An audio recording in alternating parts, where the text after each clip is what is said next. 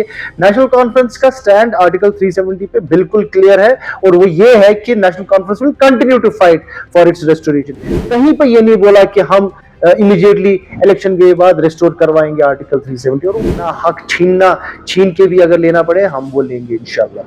देखिए ये जो आज एक मूवमेंट आया है, ये एक हिस्टोरिक मूवमेंट है बिलखसूस कश्मीर और जम्मू के लोगों के लिए जिनको डेमोक्रेसी से दूर रखा गया और जिस तरीके से यहाँ के लोगों की ज़हनी परेशानी बढ़ गई, मेंटल टॉर्चर किया गया, खौफ दहशत का माहौल जो पूरे जे.एंड.के में आज है। मुझे लगता है कि एक कलेक्टिव कैथारसिस जिसको बोलते हैं वो आज पूरे ये सिर्फ जम्मू कश्मीर नेशनल कॉन्फ्रेंस की जीत नहीं है, ये यहाँ के लोगों की जीत है।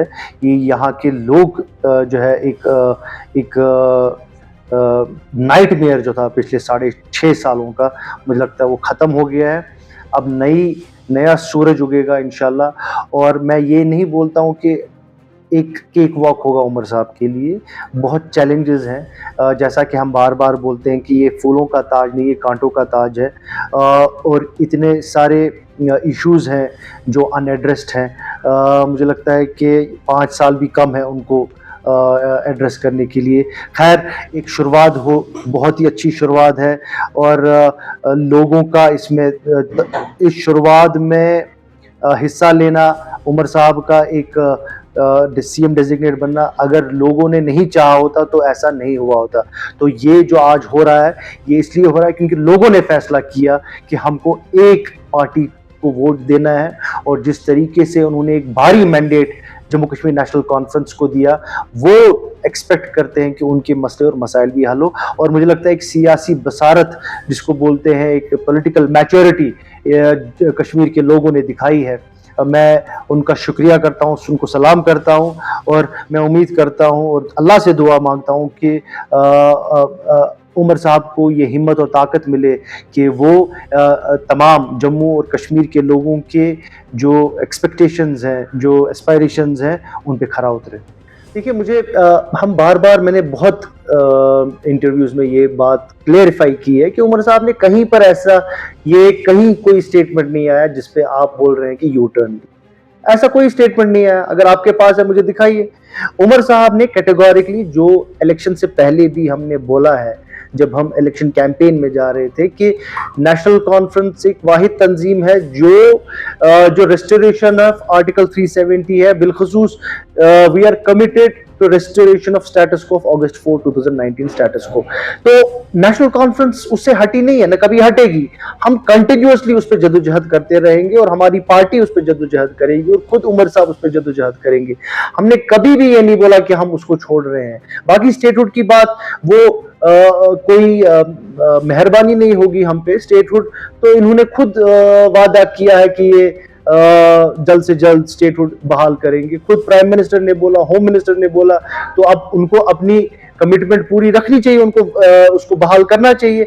नेशनल कॉन्फ्रेंस का स्टैंड आर्टिकल 370 पे बिल्कुल क्लियर है और वो ये है कि National Conference will continue to fight for its restoration. हमने कहीं पर ये नहीं बोला कि हम इमीडिएटली इलेक्शन के बाद रिस्टोर करवाएंगे आर्टिकल 370। और उमर साहब ने ये, जब उनको इंटरव्यू में पूछा, उन्होंने बोला कि हम एक्सपेक्ट नहीं करते हैं कि यही सरकार 370 देगी जिनने हमसे छीना। तो उमर साहब मस्टंसिस के तहत नहीं लिए जा रही है। आपको ये भी मालूम होगा कि इलेक्शन करने के लिए 6.5 साल से हमारी जदोजहद जारी है।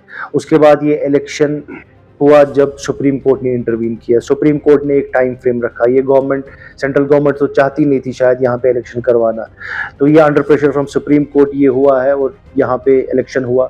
और ये भी आपको मालूम है उससे पहले उन्होंने कितनी कोशिशें की यहाँ पर, कि यहाँ के मैंडेट को तोड़ने की। पहले डिलिमिटेशन हुई, उसके बाद यहाँ पर छोटी छोटी पार्टीज को लाया गया, उसके बाद एंड पे लोगों को जेलों से निकाल के इलेक्शन लड़वाया गया। कोशिश यही की जा रही थी कि कश्मीर की आवाज़ फ्रेगमेंटेड हो। लेकिन मैं मुबारकबाद देता हूँ कश्मीर के लोगों को जिन्होंने इन सब कॉन्स्पिरेसीज को डिफीट किया और एक वाहिद पार्टी नेशनल कॉन्फ्रेंस के लिए वोट दिया और एक एब्सोल्यूट मेजॉरिटी नेशनल कॉन्फ्रेंस को दी।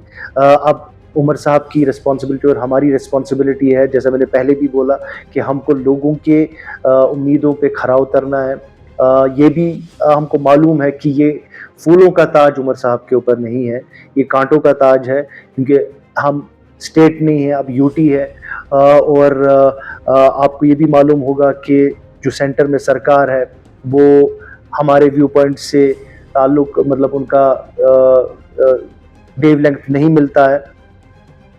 तो चैलेंजेस हैं, लेकिन नेशनल कॉन्फ्रेंस कमिटेड है कि इन चैलेंजेस को पार करके हमको लोगों के लिए खदमत करना। ये हुकूमत आराम की हुकूमत नहीं होगी, ये मुझे लगता है कि एजुटेशनल हुकूमत होगी। हमको अपना हक छीन के भी अगर लेना पड़े हम वो लेंगे इंशाल्लाह।